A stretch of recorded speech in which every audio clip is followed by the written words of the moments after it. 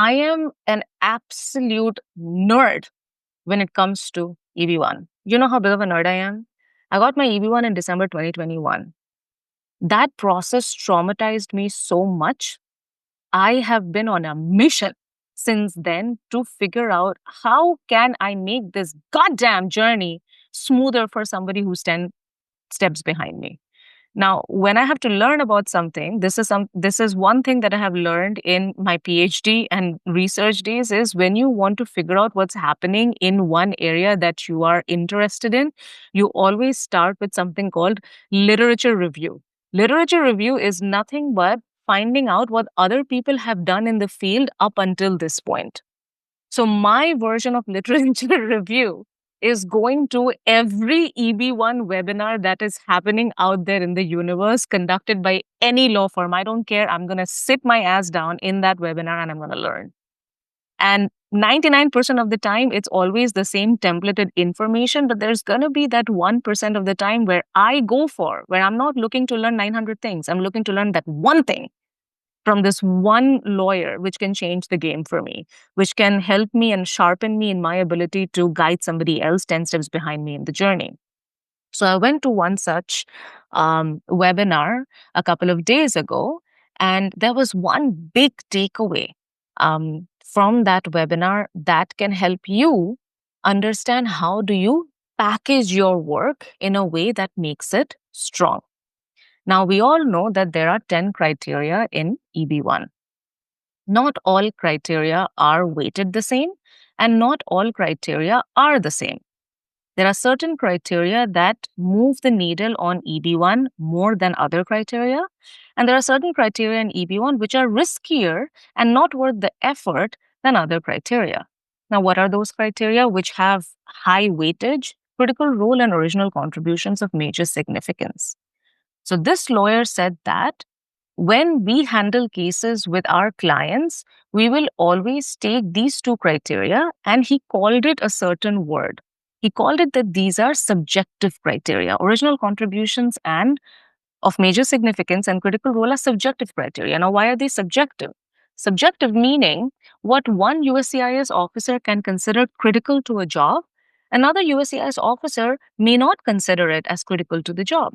What one USCIS officer can consider a distinguished organization because the fine print says evidence of you in a leading or evidence of your performance in a leading or critical role in distinguished organizations. So for one USCIS officer, the company that you work for could be distinguished. For another USCIS officer, it may not be.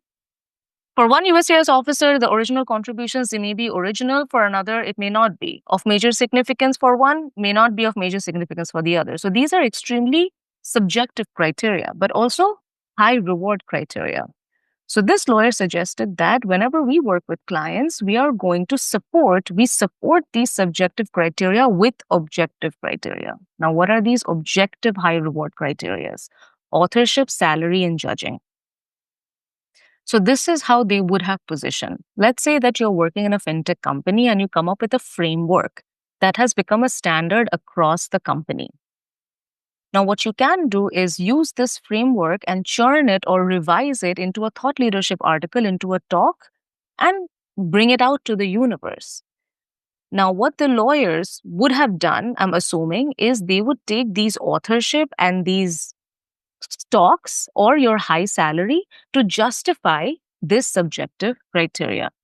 Now, that's a really cool strategy, in my opinion, that you are taking something which is mushy, it's soft because there is no concrete way of quantifying these criteria. Yes, you can use numbers and metrics, but it really comes down to the subjective decision of the USCIS officer. But what they cannot fault you on is authorship, or less likely to fault you on is authorship and talks and judging and salary, because it's very formulaic that if you can prove it, especially for salary, that you check these boxes, or if in authorship, if you check these boxes, like you go through the regulations, these are more likely to be proven right against a checklist. So what you can do is utilize those objective criteria to support your subjective criteria. So try that strategy and let me know how it works. And if you do, if it works out for you, DM me so that I don't know if I have the permission to talk about who the lawyer is, but I know them personally. So I will reach out and tell them that, hey, you know what, this is something that I learned from your webinar. And this person implemented it and they got a positive result. You should always share good news like that and let another person know that you benefited from their knowledge. And yes, be a nerd about EB1. Every so often, go to webinars. I conduct webinars on a semi regular basis. So come for that.